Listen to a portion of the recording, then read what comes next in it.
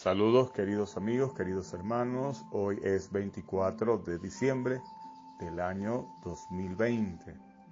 El título de nuestro devocional es "Y el Verbo se hizo carne", y está basado en Juan capítulo 1, versículo 14, que dice lo siguiente: "Y el Verbo se hizo carne y habitó entre nosotros, lleno de gracia y de verdad, y vimos su gloria, gloria como del unigénito del Padre".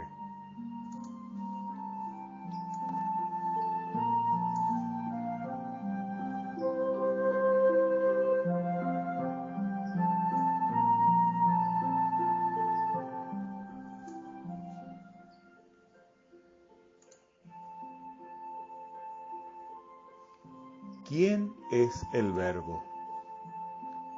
En el versículo 1 del Evangelio de Juan leemos lo siguiente: "El Verbo estaba con Dios, y el Verbo era Dios". Y en el versículo 14 que recién leímos dice: "Y el Verbo se hizo carne y habitó entre nosotros, y vimos su gloria".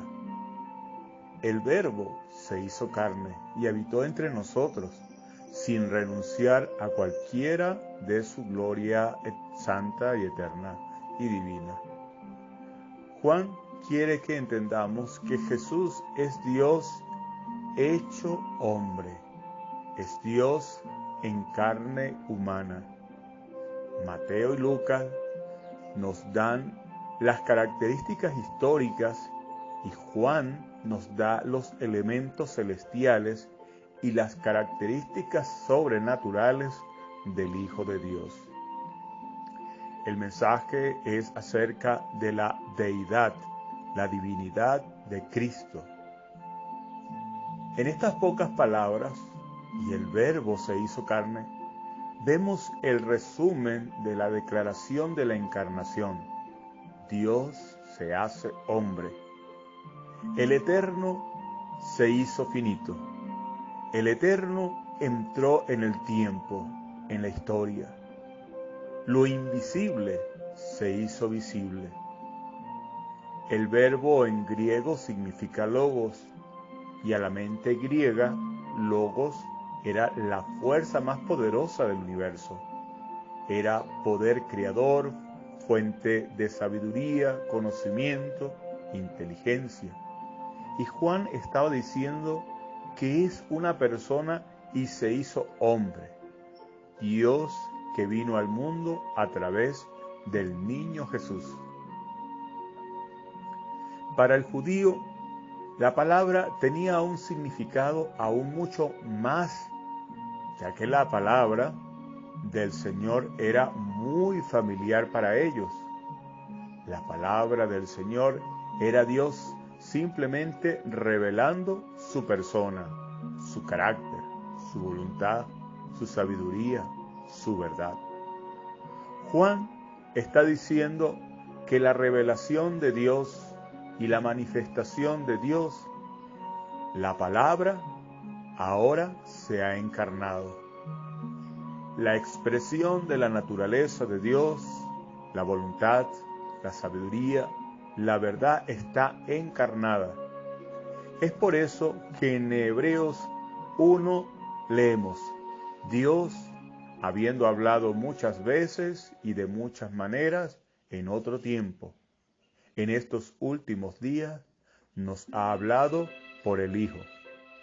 Dios se nos ha revelado en Cristo. Él asumió humanidad y se despojó a sí mismo, tomó forma de siervo y se hizo semejante a los hombres, dice Filipenses 2:7. Él participó de carne y sangre, podemos leerlo en Hebreos 2:14.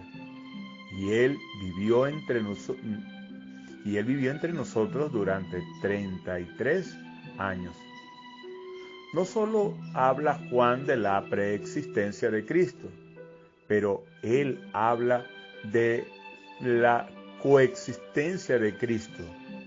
En el principio era el Verbo, y el Verbo era con Dios, y el Verbo era Dios.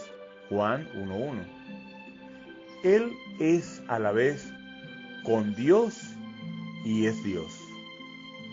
Aquí vemos claramente el misterio de la Trinidad. Él es distinto al Padre, teniendo comunión cara a cara con el Padre, y sin embargo es completamente Dios como es el Padre. Como leemos en Colosenses capítulo 2, verso 9, en Él habita corporalmente toda la plenitud de la divinidad. Él es Dios, tanto como Dios es Dios, y tenemos que entender que el Verbo no es un atributo de Dios. El Verbo no es un mensaje de Dios. El Verbo no es una emanación de Dios. El Verbo no es una creación de Dios. Entendamos, el Verbo es Dios. Él es una persona con Dios y una persona que es Dios. Jesús tiene la misma naturaleza y esencia de Dios.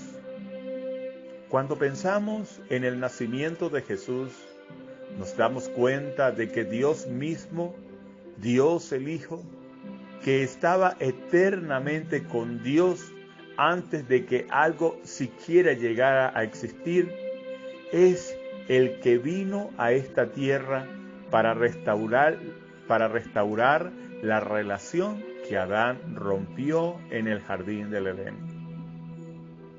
Jesús, el Verbo hecho carne.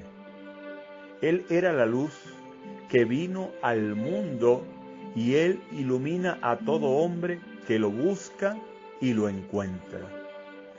Así que Él preexiste, coexiste, autoexiste con Dios. El Verbo se hizo carne y habitó entre nosotros, y la luz de la gloria de Dios brillaba en medio de este mundo oscurecido por el pecado.